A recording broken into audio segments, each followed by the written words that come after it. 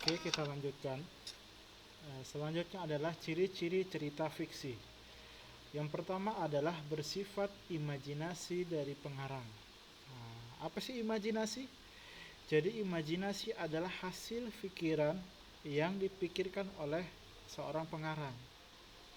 Nah, jadi hasil pikirannya dia buat dalam sebuah tulisan cerita, ya, disebut fiksi. Yang kedua adalah terdapat kebenaran yang tidak mutlak. Yang tidak mutlak berarti apa? Berarti cerita fiksi ini bisa ibaratkan sebuah kebenaran tapi tidak nyata terjadi. Boleh tidak nyata terjadi. Seperti itu. Yang ketiga, menggunakan bahasa yang bukan bahasa sebenarnya atau konotatif.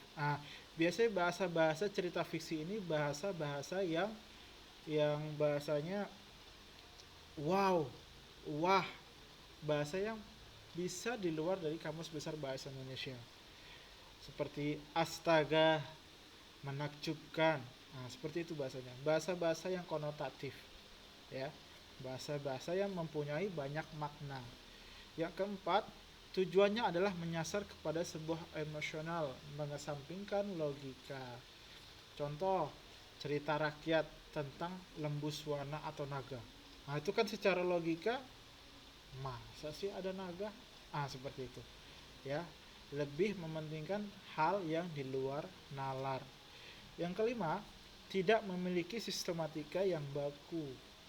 Jadi bahasanya tidak berurut, meluas, melebar.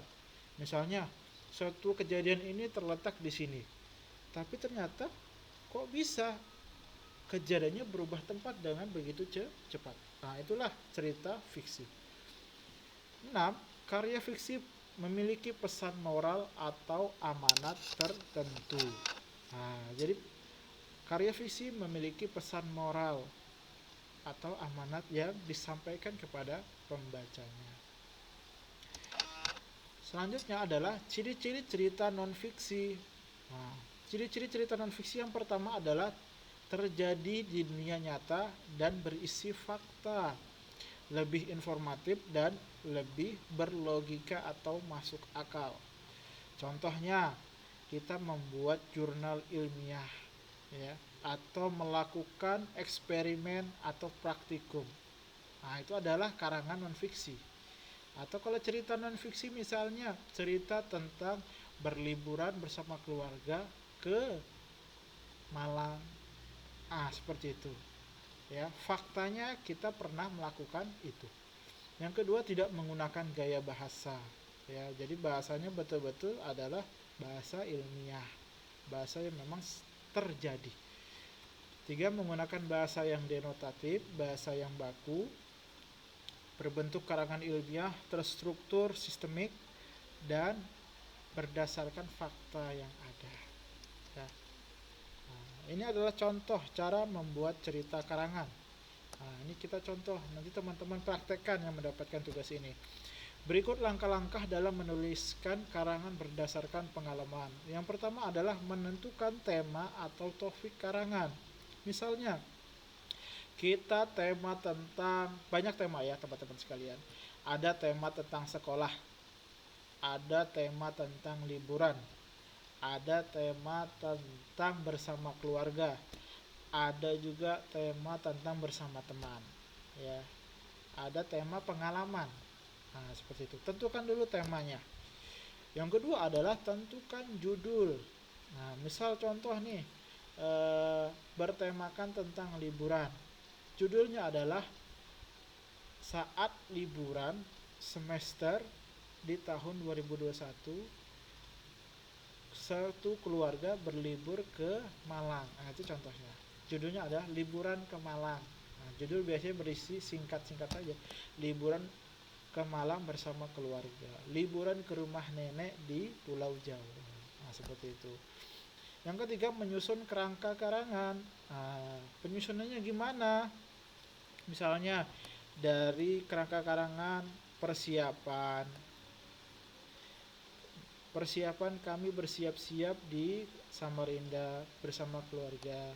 Terus mudik ke sana, berpergian ke sana naik apa?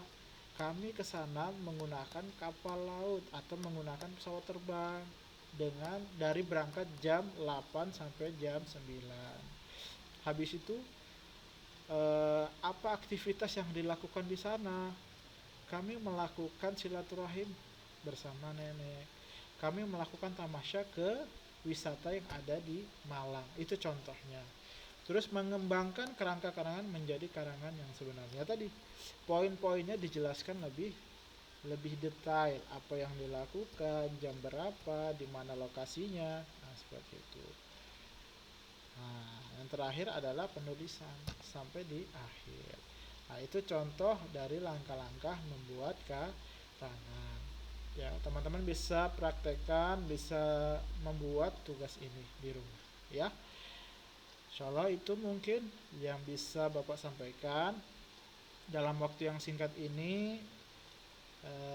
Bapak hanya memberikan informasi dan juga sedikit pendalaman materi. Dan semoga pendalaman materi ini bermanfaat buat teman-teman sekalian di rumah yang sedang belajar di rumah, yang menyaksikan video Bapak ini di rumah. Dan semoga teman-teman bisa melakukan aktivitas ini. Mungkin itu saja Bapak akhiri dengan kita bersama-sama mengucap hamdalah. Yang terakhir mungkin jika ada yang ingin ditanyakan terkait dengan materi ini bisa japri atau bertanya di grup kelas. Ya, itu saja mungkin. Terima kasih. Wassalamualaikum warahmatullahi wabarakatuh.